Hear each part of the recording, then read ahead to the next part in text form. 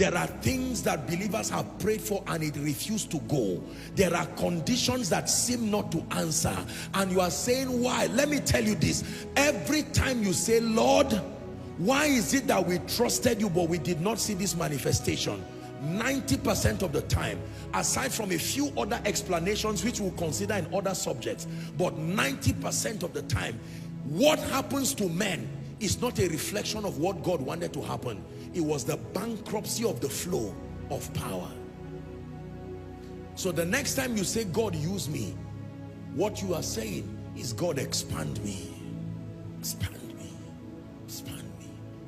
So that when I stand before a sick person, there is enough channel of that power to flow.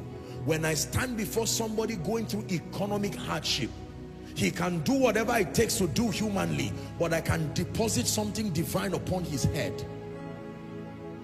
Are we listening now? There are some of you seated here right now. Your loved ones are sick. You are having financial crisis. There are all kinds of oppression. Some of you, your sleep last night was a nightmare. I'm not glorifying Satan.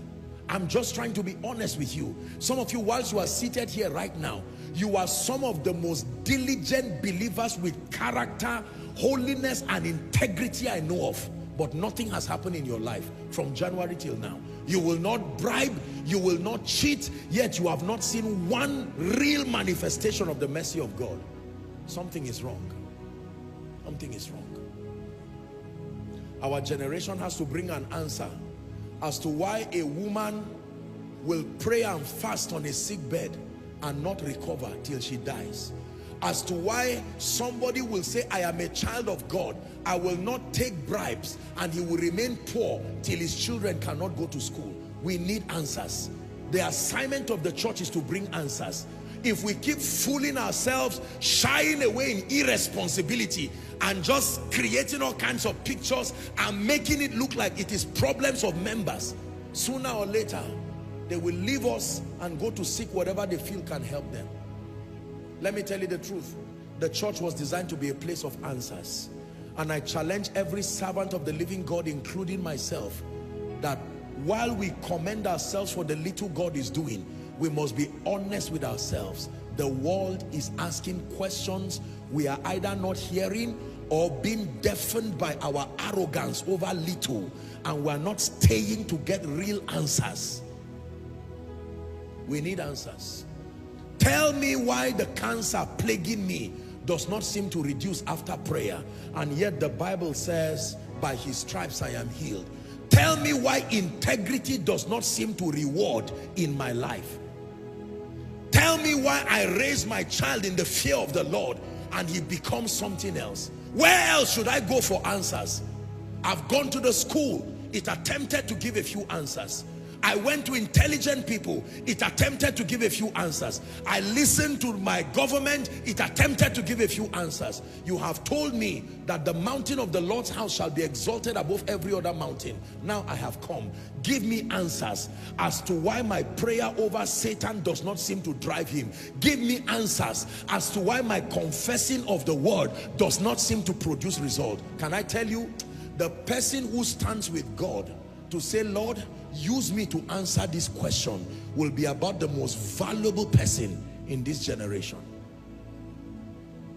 Use me to answer this question.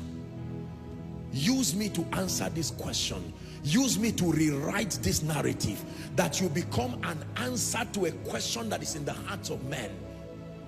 Is it true that when we say, thus saith the Lord, it really comes to pass? All other factors being constant. You don't say yes, you prove it with your life. By gaining power with God like Jacob, and then coming to multitudes and even nations and saying, thus saith the Lord. When you bring the results, you can teach us what you have done. And we can see truly that you have created a pathway for a generation to know God the more. I look forward to hearing genuine, verifiable cases of people who died before their time and were brought back to life. Genuinely. Not just by men of God, but by members they trained.